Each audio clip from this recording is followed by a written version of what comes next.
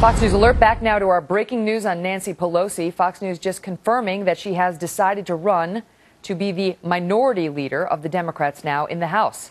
That decision coming even as some of her own members are blaming her for Tuesday's big losses and suggesting she should step aside, that it is time for some new blood at the head of the caucus. Joining me now, Mike Gallagher, a Fox News contributor. You can find him on the internet at mikeonline.com, and Bernard Whitman, a Democratic strategist and President Clinton pollster. All right, well, I mean, former President Clinton pollster. That's over for you now. Unfortunately. Right. Sadly. You may have another President Clinton someday that you can poll for. In the studio, gentlemen, this is fun. We're in the big house. This is kind of neat. This is awesome. very exciting for me, too. Very so we got to nervous. start with this Nancy Pelosi breaking news. You heard Sam Bennett's take on it. Yes. She's a liberal, a Democratic politician turned sort of women's campaign rights person, so that's the perspective she came to it from. Mike, you obviously have a different view. Well, I'm just delighted. I mean, who says prayer doesn't work? Because I was praying that she would stay in a leadership position. Of course, because she's such a ripe target for our side. She's a reminder of everything that's wrong with Washington. You know, my first thought was, I wonder, as a now minority, will she get a smaller plane now? Will she have to have like a little puddle jumper, a Cessna, rather than that big Air Force? Does she have to get rid of that big gavel she held when she, when healthcare got passed? She had like a little mini-me gavel now that she has to tap. I mean, no, we really do need targets. I'm sorry. This is a tough year and a tough campaign, tough cycle. Now the heavy lifting begins. There's the big gavel.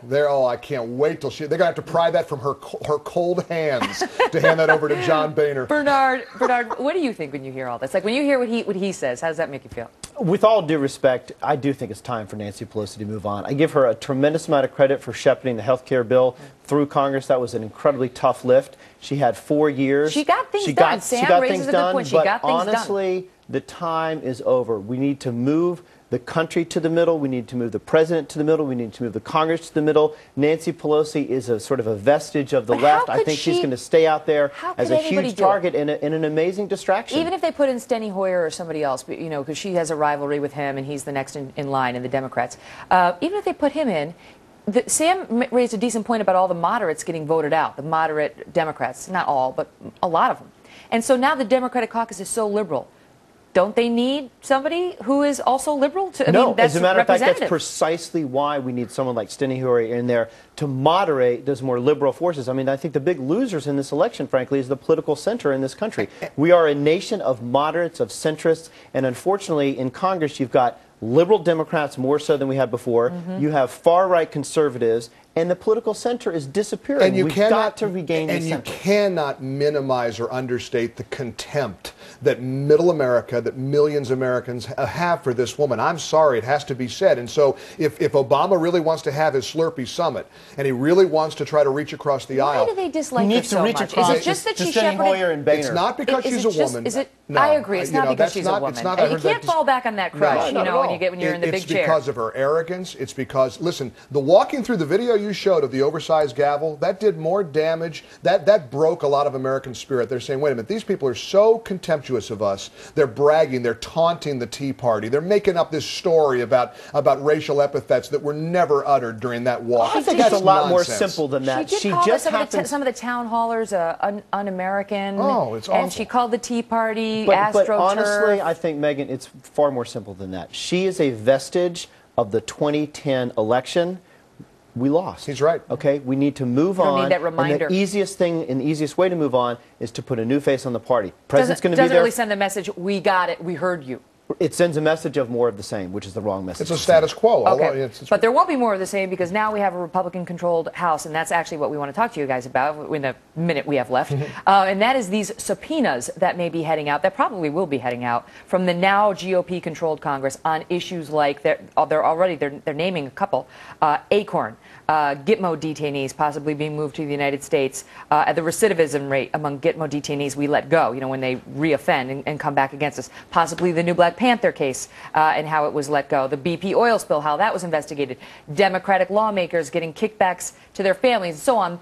I mean, is it just going to be investigation and no more, Mike? I mean, could this backfire on the GOP? I think where there's smoke, there's fire. And frankly, even though this may backfire, that Black Panthers evasion was a disgrace. I mean, there are things that fell through the cracks that I think Republicans are saying, now you're going to have to be accountable for this. But you and I were talking about in the green room. You're liking the idea of this. My attitude is bring it on. Why?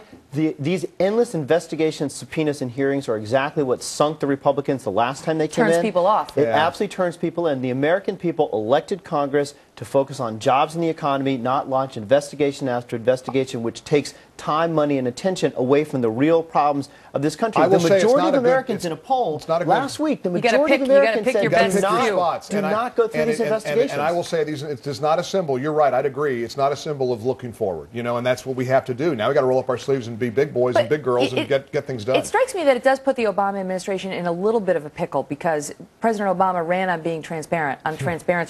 So even though President Bush stiff-armed a lot of these investigations, it's a little harder for President Obama to, no? Well, but the easy way to deal with it is any document that's subpoenaed, put it up online, go through the transparency, take the wind out of the sails, and ultimately, if the Republicans end up running the government by running investigations, how is that going to lower taxes, create jobs, lower the debt? No, I get that. You made that point, but I just think optically, it may be problematic. Let's take the new Black Panther case. They didn't want to give up that lawyer, Chris Coates, who's still at the DOJ to testify. They said, don't comply with the subpoena. And he willfully defied them to finally do that. It was with the non-congressional office. There's dirty stuff So there, I'm just saying, so now if they say to Eric, because they're talking about subpoenaing Eric Holder, not just on new Black Panthers, but on Gitmo and also talking about the Department of Homeland Security, immigration policy. Are you trying to subvert the U.S. Congress? How do they say you're not getting John Morton, you're not getting Napolitano, you're not getting Holder, and we refuse to tell you? But there's no transparency. Mike and then Bernard. Hold on. Mike and then Bernard. Public opinion. There's been no transparency. That's the problem. There won't be. And this Obama administration has been as transparent as a brick wall. You know it. I know it. We all know it. And so this is going to focus on that lack of transparency, Bernard. There's no way around that. But this is an inside conversation about process. The American people want results. They want jobs. They want to see their taxes lowered, evidently. And how are these process-oriented, focus on subpoenas, right or wrong, going to help the average American? They're it's just not going to. But Bernard, is it possible they also want their pound of blood or pound of flesh? Yeah. His listeners do. Yeah. The plurality of people in this country who are centrists, who are moderates, who are independents, they want results. They want jobs. They want to see the economy They sent their message It is on not Tuesday. going to happen through investigations. I guarantee you, if they go down this road like they did the last time they came in power, they are ensuring Obama's reelection. We did get a little bit of flesh Tuesday. I got to say that. I'm not trying to gloat. Not trying to gloat. That's true. A little bit, maybe half a pound of flesh. But I would take it and run. Don't try for another pound. I'd love to know what our viewers think. Do you want to see these types of investigations, or do you think, put it behind us, move forward, focus on creating jobs? Kelly at FoxNews.com. Very fun having you in studio. Thanks, man. Great to be here. Let's do it again. That's fun. Yeah, it's on. Big house.